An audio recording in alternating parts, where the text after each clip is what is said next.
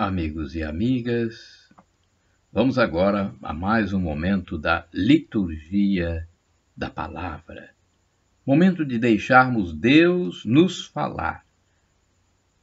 Deus nos fala através da liturgia da palavra, que é veiculada na Igreja Católica Apostólica Romana no mundo inteiro. 14 de março de 2020, sábado, segunda semana da Quaresma. A cor litúrgica é roxa. No rito da celebração temos o ofício do dia. Antífona da entrada. O Senhor é misericórdia e clemência, indulgente e cheio de amor. O Senhor é bom para com todos, misericordioso para todas as criaturas. Salmo 144, versículo 8. Oração do dia. Ó Deus, que pelos exercícios da Quaresma já nos dais na terra participar dos bens do céu. Guiai-nos de tal modo nesta vida que possamos chegar à luz em que habitais. Por nosso Senhor Jesus Cristo, vosso Filho, na unidade do Espírito Santo. Primeira leitura, leitura da profecia de Miqueias, capítulo 7, versículos de 14 a 15, de 18 a 20.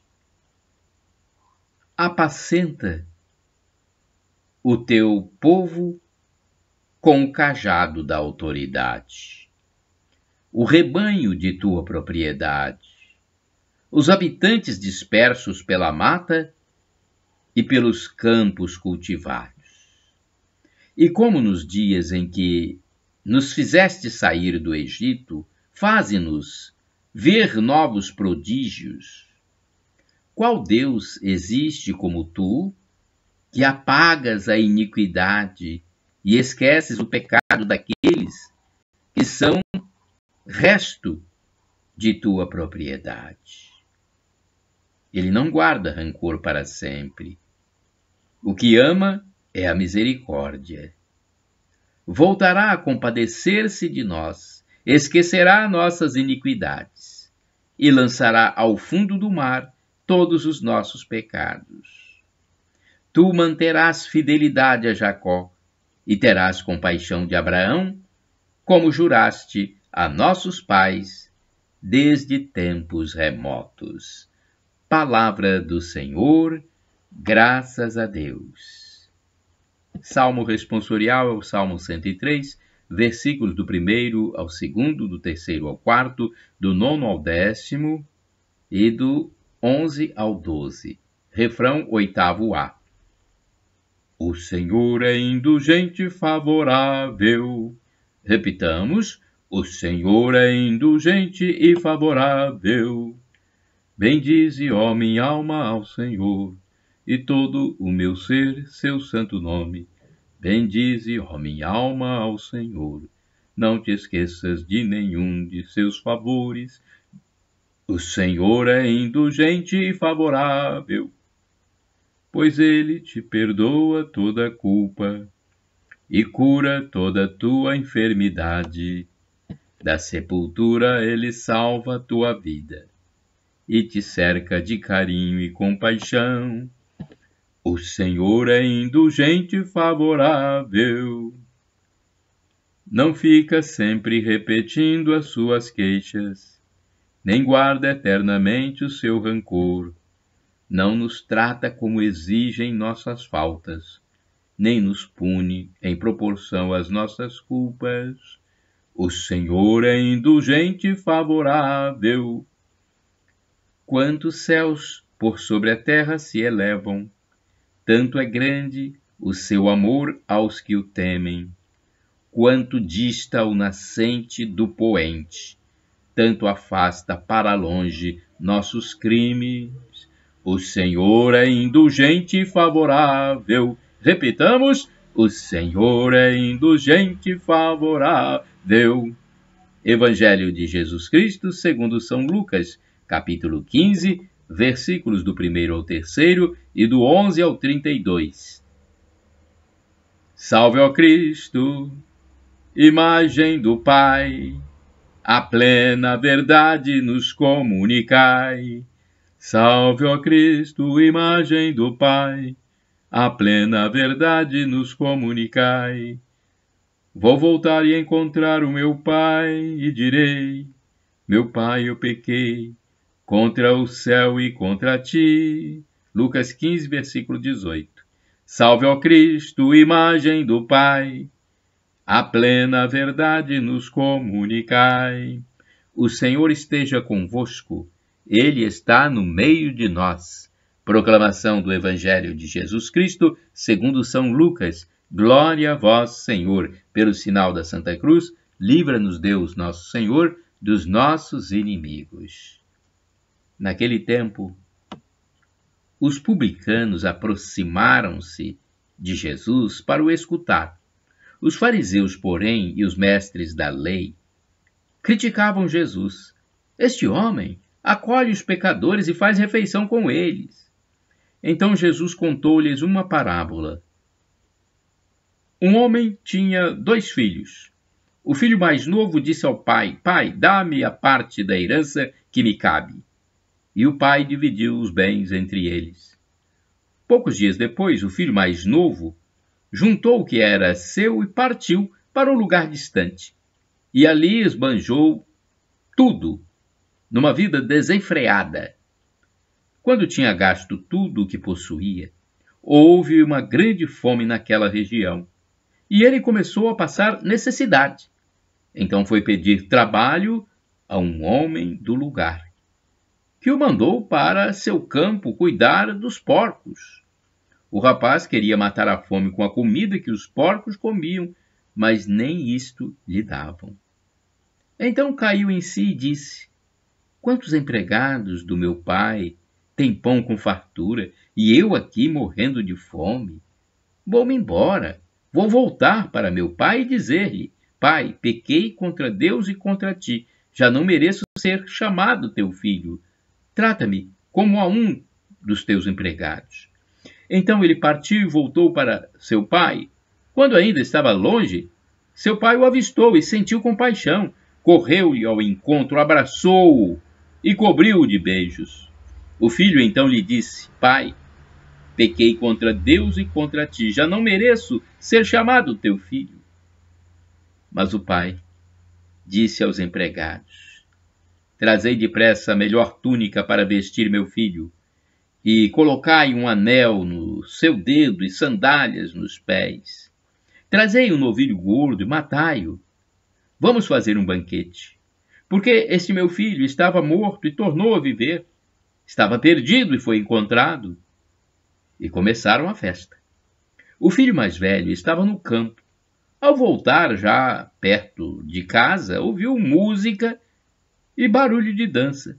Então chamou um dos criados e perguntou o que estava acontecendo. O criado respondeu: é teu irmão que voltou. Teu pai matou o novilho gordo porque o recuperou com saúde. Mas ele ficou com raiva e não queria entrar. O pai, saindo, insistia com ele.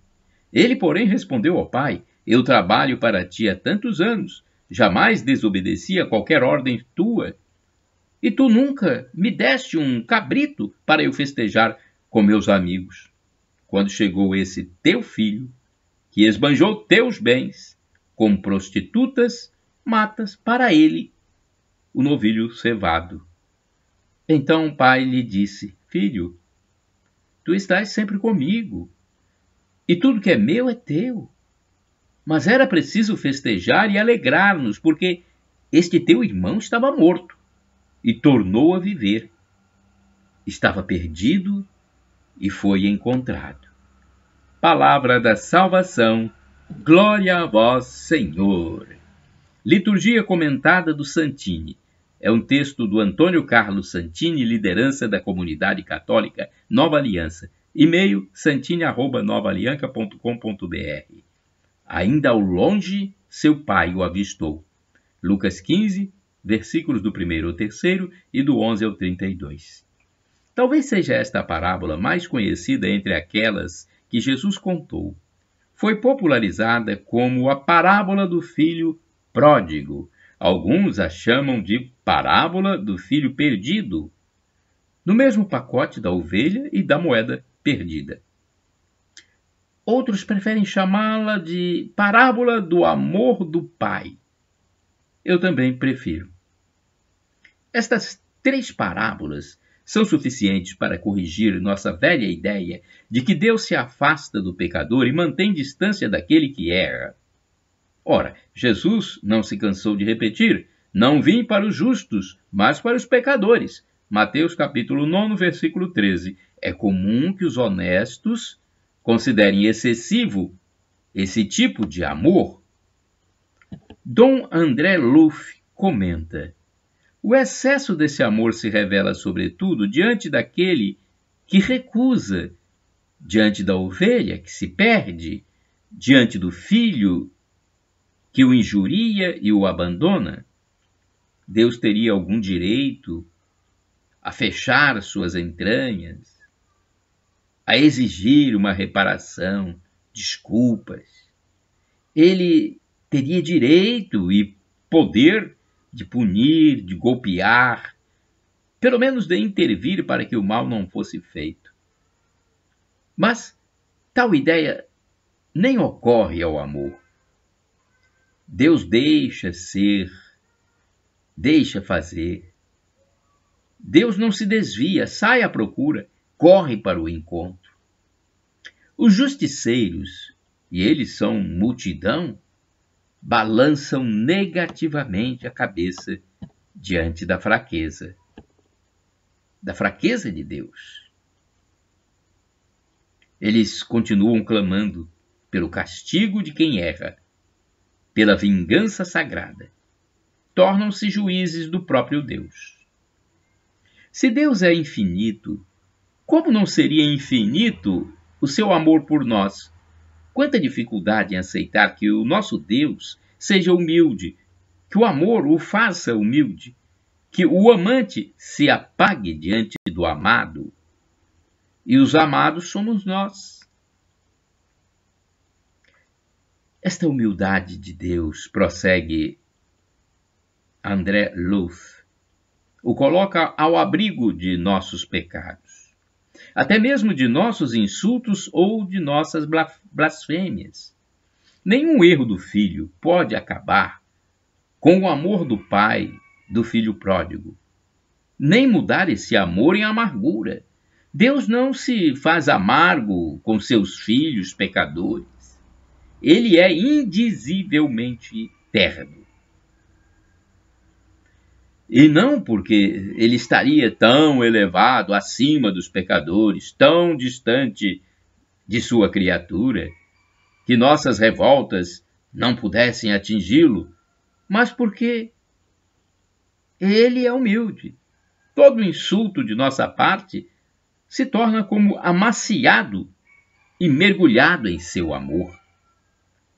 Sonho com um dia em que nossas igrejas terão um cartaz logo no pórtico de entrada: pecadores, sejam bem-vindos.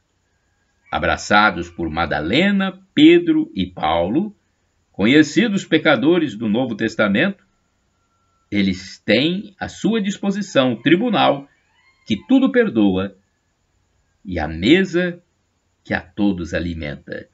Orai sem cessar. O Senhor é bom. Eterna é a sua misericórdia. Salmo 100, versículo 5. Vamos ao santo do dia.